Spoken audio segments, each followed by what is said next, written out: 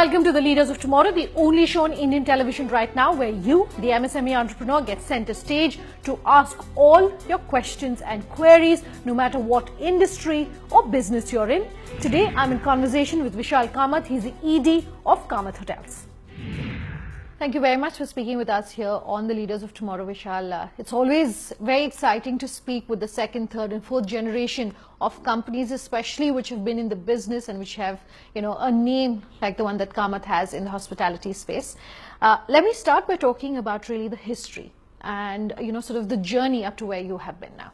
It's a very interesting journey started by my great-grandfather. My father worked under him, learned a lot under him, because there's an interesting thing which is in my father's book also, that my father's father, my grandfather, never really gave him the kind of freedom or the opportunity or the flexibility to work in his own restaurant, because he was like, I want this is done. So they would go for holidays to Bangalore, and at that time my father, having the entrepreneurial bug in him, would work in my great grandfather's restaurants, and he would learn a lot from him. And I think that kind of mentoring which he got from his grandfather, I was also very lucky to get quite a few inputs from my grandfather when I worked in our few restaurants called Samrat and other places. Is that very important to get that kind of grounding where you work across, different levels of any company that you're in? It's very important, and I think the biggest thing, especially in our family, all of us have been made to work elsewhere before we started working in our own organization. There are a lot of challenges. It's not a cakewalk to work in your own organization because you have multiple kinds of people. But I want to talk about the evolution of how the hotel space has changed, and let's talk about the last 5 to 10 years. At least the last 5 years has seen such a massive change because of technology.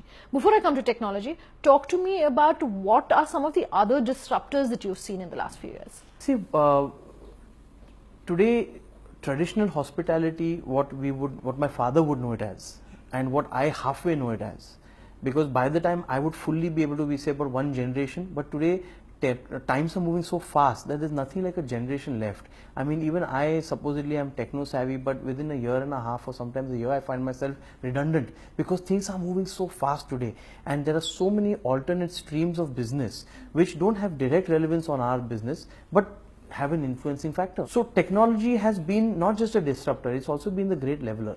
It's allowed people who today are having a small enterprise use a platform and compete with the big boys, if you want to call them that, at an equal level based on what they're offering, at the price they're offering, and being able to reach out to them in a unique manner. You were saying something interesting earlier about, despite being in the generation that you're in, sometimes you feel that technology is moving a little too fast for you as well, for someone like you as well. For an MSME who doesn't maybe have the opportunity to tie up with, say, a channel partner, to tie up with a vendor, how do they go about using technology? What if they don't understand technology? Then what's the way out for them? See, it's not correct to say SMEs or MSMEs don't understand technology, because today there are a lot of youngsters who are today a micro, small enterprise. They already know technology, and it's only a matter of time where they will use their abilities of today's learning. If we are going to talk about SMEs or MSMEs who are maybe from 15 years, 20 years back, yes, those people are going to have a challenge. The way to go forward in that case, in my opinion, is to be able to keep your ego aside of what you know and take the help of the newer generation today and build on that, because you have what they don't have: experience and a certain core values.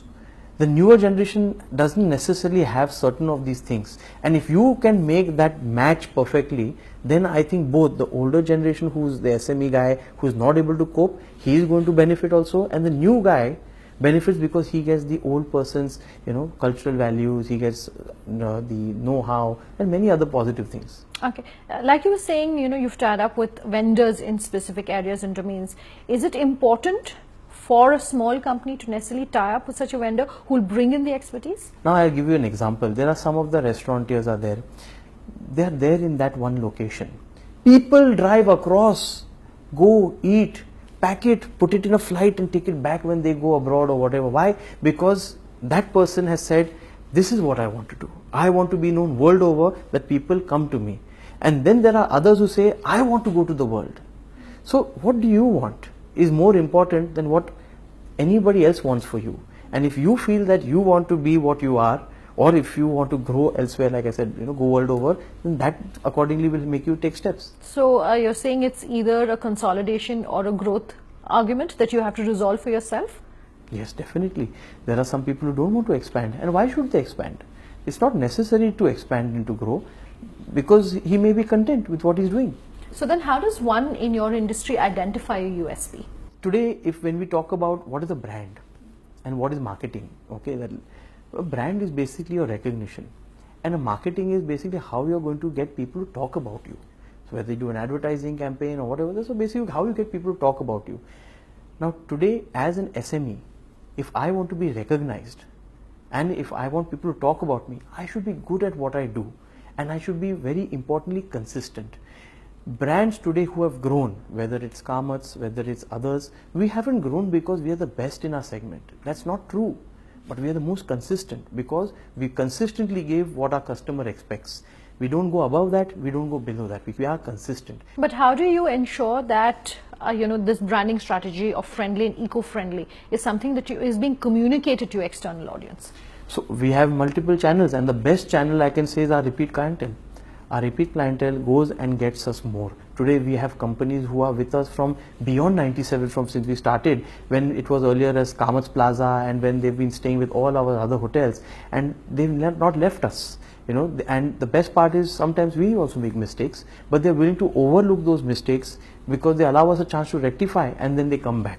Okay, you've gotten into restoring old historic places, forts, palaces, etc. How's that experience been? It's very challenging actually, because the biggest challenge is not to make it a hotel.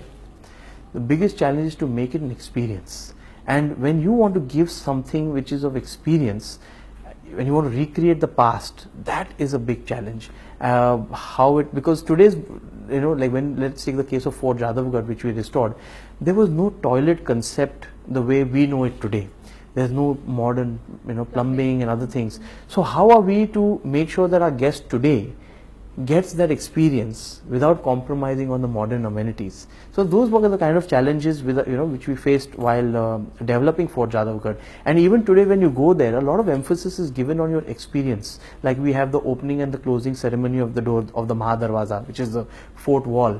And every morning and every evening there's the opening ceremony and closing ceremony. At the end of the ceremony they tell you about the history of the fort, they tell you about the history of the Wari. The Wari is a very, very important event that happens in Maharashtra, where the palki is taken across, and more than 8 to 10 lakh people come for that. It's a massive thing, and it starts at outside Pune at a place called Alandi and ends at Pandharpur. And the prince of this fort was responsible to take care of them and make sure they were secure. Now how do we reach out to the customer? Because he can go to any hotel and stay and experience the same thing, but here we give him an experience of the past. That is the challenge.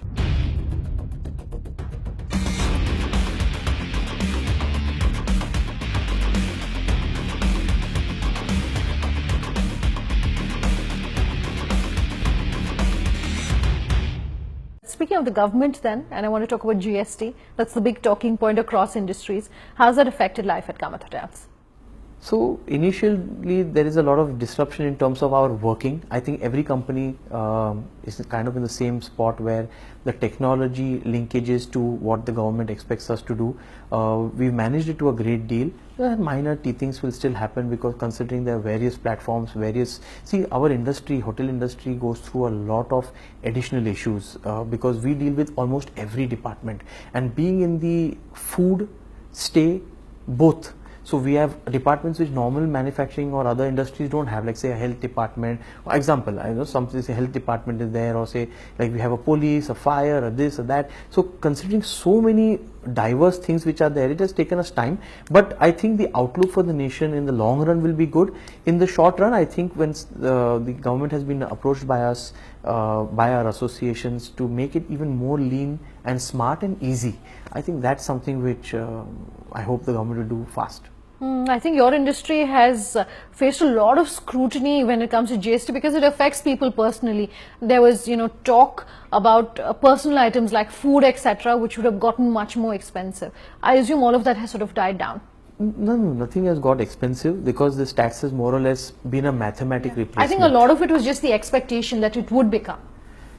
When you don't know what's going to happen, fear takes over. And I think the government, while it has tried to quell such fears, I don't think it was fully able to reach out to the or to the common consumer. And that's where the responsibility also lies on people like us to be able to educate our consumers and explain them. And I think that's something our staff has done very well.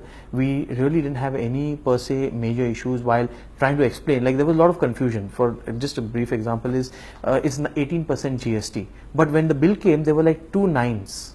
So you're like, ye do baar kyun mara hai? Why have you put it twice? Then explaining him, nahi sir, it's 18%, but as per law we have to show it separately. Now you know this because you've done a lot of chat shows, you've spoken to a lot of other people, but the common consumer who's just come into you in the first odd week and otherwise, he's not How did you go about then educating your employees about this? First we took classes for them, we took briefings for them, accordingly explained them to be able to, and then made them understand in a very layman way so that they can explain in a layman way. Nobody is a CA, and if he is, he's not going to ask you. And those who are explained in a nice, polite fashion, they accept it. Okay, let's talk demonetization as well. That was the other big move on the part of the government, which had wide ramifications on the industry. Did you see a downtick of business, and if yes, have things started sort of normalizing now post that? See, during demonetization, there was definitely a level of uncertainty which a lot of people, again, just like now, a lot of the companies even today are implementing, and hence maybe business is not as much of a focus. Same way at that time, you know, a company like ours, we used to have a lot of cash in hand for, you know, using for going here, going there, you know, expenses, whatever. Even those things got quite affected. But I think because just like in the case of GST, since everybody was involved in it, everybody was having the same pain, people were very understanding, our vendors were very supportive, other people, you know, I mean, I really appreciate at that time, I think what people understood that it was in the interest of the larger good. It was in the interest of the nation, and because of that a lot of people were very supportive of it, and we weathered it through. But if you ask me about cancellation of business and all that, that was hardly anything, that wasn't really much, because most of our clients, 99% of our clients are basically corporate or, you know, HNI type and things. So they're not the ones who are that much affected by it, because we already have digital payment gateways, we have credit card machines, we have payment gateways online, so we weren't really as much affected by it. Vishal, let's take a very quick break on that note, but we'll continue talking really about the hospitality space here in India on the other side. Just stay tuned.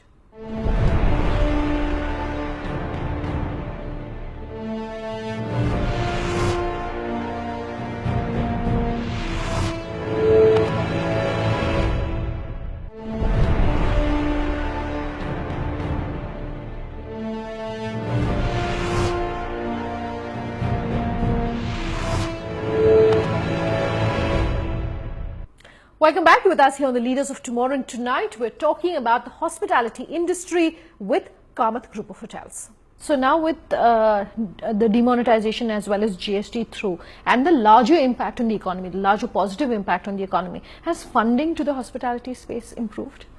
It's too early to say, but it will. Why will it not? I mean, not only to hospitality, to any business who is going to be focused on what, I mean, today we read about mergers happening at this stage. So I think it's nothing to do with taxation. It's more to do with what are your core fundamentals as a company. And since ours are strong, I don't think there's any problem. Okay. The reason I'm asking is because I remember around 2015-16, correct me if I'm wrong, but the entire economy was facing a bit of a downturn, and the hotel and the hospitality industry specifically was facing even more of a challenge, given also that NPAs had hit 10-year highs. So people, you know, traveling, people lending to this industry had come down. Have things started improving? So what we saw in 15-16 was actually much before that. It was in the year 13-14 where a lot of things were going wrong. That time elections were there. There was a lot of uncertainty. I think after the current government coming in, the first 2 years, they brought in a lot of stability in general. People were able to focus on their business and stop thinking about the uncertainties that would lie. And that's basically what we see in terms of the positive move upwards. And it will further continue is what I hope. it's not that in 15-16 we were down. We will always be down when the demand is not there. We are only a service provider. We cannot generate a demand. You want to celebrate your birthday, you want to celebrate a promotion, your company wants to launch an event, you want to do this television show with me, then you will invest, then you will come and spend, then you will use our programs, our hotels and spaces. And that is basically the challenge which we were facing. Companies didn't want to do their quarterly meets in hotels. They were like, okay, we'll do it in the office and all. It's cost cutting or corner cutting, but now they're back and they're spending well. We started the show talking about you as a third generation entrepreneur at Kamat Hotels, and we do a lot of interviews with the second and third generation of business families. Being the third generation, has that been an opportunity? Has that been a challenge? And what have you learned from both? Learnings are a lot. One of the learnings which I can share with you is basically like when I was younger. So we are basically a GSB, okay, which means Gaud Saraswat Brahmin, and we eat fish. There's a reason I mentioned this. Otherwise, it really doesn't matter. Not much relevant. But we eat fish like it's going out of style. Okay, and one day when I was very small, and I said, Papa, we eat non-veg, but all our restaurants are vegetarian. Why is that the case? So he's like told me a story, which basically is one of the core ethos of our what makes us Kamats. When your grandfather used to open these restaurants, okay, that time there was no cold storage. How it used to be is that if there was someone who ordered non-veg, someone would go, there'd be a live chicken, you pluck it out, and then accordingly, he'd serve you a chicken dish. So it would take a long time, it was unhygienic, it wasn't the same. Plus, why did people come to restaurants, especially on the highway? Because, uncertain thing, roads were bad, small distances would take hours. So people would come to you and then they'd be like, nee, let's eat nice hot idli and have that coffee as compared to having anything else, because they didn't know about the journey, restrooms, this, that. So a lot of social factors which determine what they ate, and hence all our restaurants used to have a nice simple South Indian menu, nice hot piping coffee, so that you are journey ready. As you have come tired, you are refreshed and you are journey ready. And that time he told me, he said, what you do at home, Vishal, should not determine what is in your business. Your business is your business. You are here for the guest. You are here to fulfill his needs. If you fulfill his needs, your home needs will be fulfilled. And that was a big learning to me, and something which I never forgot, which my father told me about my grandfather. Okay. So would you be looking at making changes then to the format that you have at Kamat Hotels? What's the future looking like? The future looks quite bright. We are focusing a lot on our existing properties before we look at acquiring anything new, because now is not the time to acquire. We are definitely, but while I say that, there are some opportunities in terms of some people who want to invest, and today we are in a very unique space. There are very few Indian hospitality chains like us, and that also with somebody as young as me, who's tied to the table. I have nowhere to go. I have to keep pushing forward. I have to keep growing, because that's what I want to do also. So there's very few people who have the ability also, who have the pedigree also, and both backed with a desire. And that's what I find myself in a very unique position, and I want to take full advantage of that for my family, for my chain, to take Orchid Hotel forwards. We have a property in Mumbai, which again another learning from my grandfather I share with you. He said you should know how to take out the best value, not what you are doing. Today we already have a hotel in Andheri, which is a 4-star hotel, doing very well. But the time is ripe for the market to upgrade it and to make it into an Orchid, so you can get a value out of it. It's not about what you're doing. It's about how you can keep enhancing value. Capitalize on that. Capitalize on that. Okay, you're saying, you are one of the very few Indian hotel chains. I want to talk about the Indian domestic traveler. How's the profile of the traveler changing? It's changed a lot. And I am grateful that we have a very high, young, aspiring middle class, upper middle class and a lower upper middle class who are all wanting to enjoy life because they've worked hard for it. They want to go out every weekend, every long weekend our resorts are full, and even if they don't want to go out of the city, another trend which I see is changing is that people take a holiday within the city itself. So a lot of people check into our city hotels because they're like, घर पे खाना नहीं बनाना है, housekeeping है, चलो यार, let's go, then let's just laze in the room, let's swim in the pool, get a massage. I don't want to get stuck in 4 hours of traffic. So this is also a changing trend. People are wanting to get away from the stressful Monday to Friday and take a break over the weekend, which was not very prevalent maybe say a long time back, but now that's a big change which I see in people. Okay, a quick last word then. I do know that you put a few of your hotel chains in a few of your hotels on the block. Why was that? Do you expect to see more consolidation? When we put it, it was quite some time back. We're definitely looking at certain opportunities. There are people who want to invest because they have the money, but they don't necessarily have the management personnel available or the desire to further that as a business. It's about like I said, value. The hotels are one of the best value propositions. They're like a diamond. I mean, the value is very distort. It's a value distortion proposition, and because of that, nothing generates better value for them than investing in a hotel. But now, if once you have the hotel, you need some good brand or you need some good person to operate that hotel. What are the opportunities that exist for budget hotels in India right now? And what are you looking in that space? Are you interested in that space? What are you doing there? More than budget, I'd call it the value for money segment. And I think that there is definitely a great scope because most people who are traveling for a work or for basically a need. And when you travel for a need, you don't want to spend exorbitant. So definitely a scope for budget or value for money in that regard. But the key thing is that it's not about what you are making, it's what your market needs. If there is a person who has a value for money hotel and if he can move up the chain, enhance his value because of, like I said before, branding and marketing, so a recognition and a repeat customer, and if he can add value to it, then he should move up slowly the ranks because everyone aspires to grow and he will in that regard. Vishal, thank you very much for speaking with us here on the Leaders of Tomorrow. That wraps up this special interview with Kamat Group of Hotels. If you're an MSME and you have anything that you would like to tell us, do remember you can write in on leadersoftomorrow@timesgroup.com. You can tweet at me personally, in fact, at Sunanda_J, or on our Twitter handle, LOT_ET now. You can reach us on Facebook. That's our Facebook page for you. Or call us on that number you see on your screen. We promise to have all your questions answered. Thanks for watching. Have a good night.